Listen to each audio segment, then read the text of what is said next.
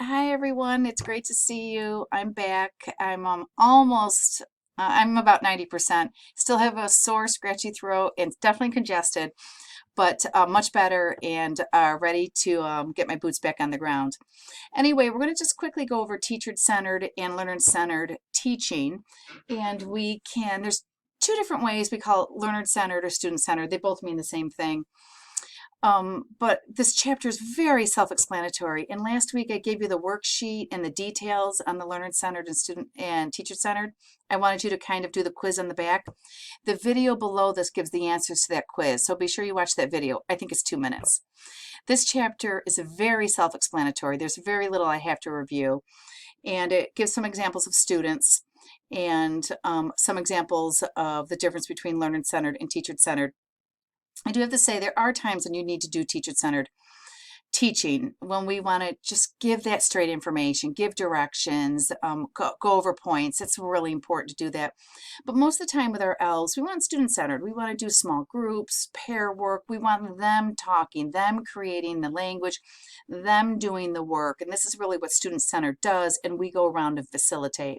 You'll hear them talking in their L1s once in a while. That's okay. And then they're working it out in English. So for this chapter, there's not too much I really need to point out. It introduces a couple types of students, and let's see, the first thing, I think there's only two things I want to highlight. One is here on page 49 is the SIFE student, S-I-F-E. You do need to know this, and you'll need to know this the rest of your life. It'll be on your CST, and you'll come across students. This is students with interrupted formal education. What this means are students who went to school, and then stopped going to school, and now they're back in. And we usually see this with, it's most common with our refugees. So maybe you had a student that was in Somalia and was in first and second grade, then had to leave because of war, because of aggression, some type of issue.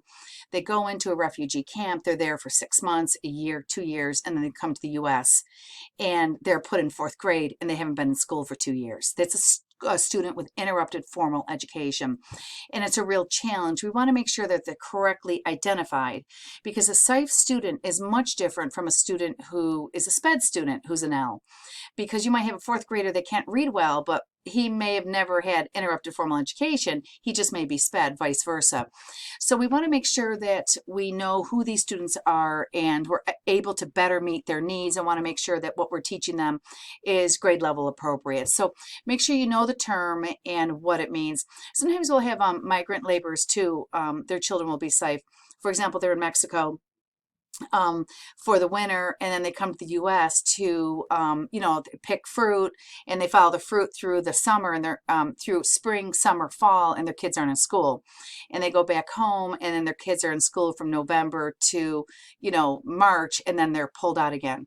So there's different types of groups, so make sure you're familiar with that. Also in this chapter, I think it introduces a little bit about long-term English learners, and these are students that are really in our programs a little bit longer than they should be and having trouble um, um, getting their proficiency. And I think we're introduced, I will cover this. Do I have Bix and Kelps here? These are risks of becoming a long-term English learner. And we know that there's a lot of research on how long, here it is, how long it takes for students to get their communication skills. And we talked a little bit about this. If we go, for example, to Thailand, and we're living there for 3 months or 6 months, we're going to learn a lot of Thai in those 3 and 6 months. And we can go to a restaurant, we could probably ride a bus. I don't think we could read this textbook in Thai in 3 and 6 months, but you certainly could order some lunch. And what this is, and I'm going to pop over here. Let's see if I have it ready here. And what this is idea of our Bix and our Kelps. And this is Jim Cummings' iceberg theory. You need to know this the rest of your life.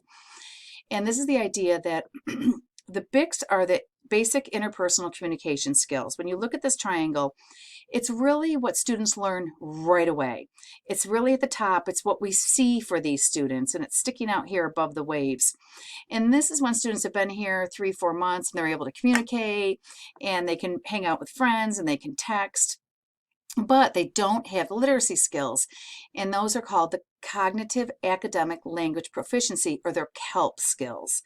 And this is the language that's needed to read this type of textbook. Again, if we were in China for 6 months, 3 months, 6 months, we could learn how to ride a bus, how to order something out of a restaurant, how to text, all that. We're not going to be able to learn how to read a book or write an essay. And this is what happens to our L's. They come to the US, they're in school for 3-4 months, and they get their BICs really quickly because they're immersed. And then teachers think, wow, well, they can communicate, they can speak. Why aren't they writing? Why aren't they reading? They must be lazy, yada, yada, yada. And it's because they don't have CALPs. And this is really context reduced. There's no type of context to help them understand what they're looking at. So context embedded would be like a picture book that has a lot of pictures, the vocabulary, and they can understand what's going on. It's like a gym class. There's a lot of context in gym class. You don't need a lot of language to learn how to play kickball. But in order to read Romeo and Juliet, or even write the 5-paragraph essay, you're not going to be doing this if you've only been in the US for 3, 6, even 9 months. So these are the CALPs. So this is what you need to understand with BICS and CALPs. BICS are the basic communication skills we usually get in the first 6 months. The CALPs can take 3, 4, 5 years to come along. And sometimes if they take too long, then this is the idea that you become this prolonged English language learner. But it's important to understand the difference and to know what these are, and understand the BICS come quickly. The CALPs take much longer, and the CALPs are skills necessary for context-reduced activities such as reading books, reading textbooks, reading novels, or writing essays. That really takes a lot of understanding of language. Okay, let's jump back to our textbook. Wait, hold on, don't panic. Okay, there we go. No, we're here. There's a textbook. And everything else, I don't think, is there anything else? Oh, there's Learning Center, more examples, yada, yada, yada. You can read all this.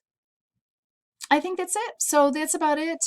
Make sure you read the chapter. You understand the difference between Learning Center and Teacher Center. You can read the examples, get to know those little the student examples, understand SIFE, and understand BICS and CALPs.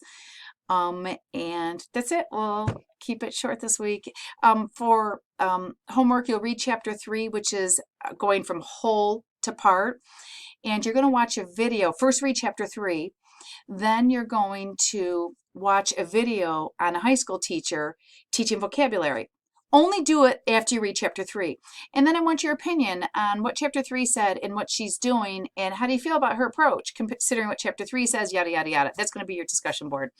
And let's see, is that it? Oh, and then you have to just answer a few questions on the textbook and submit that. That's it. Hope you're doing well, and see you soon.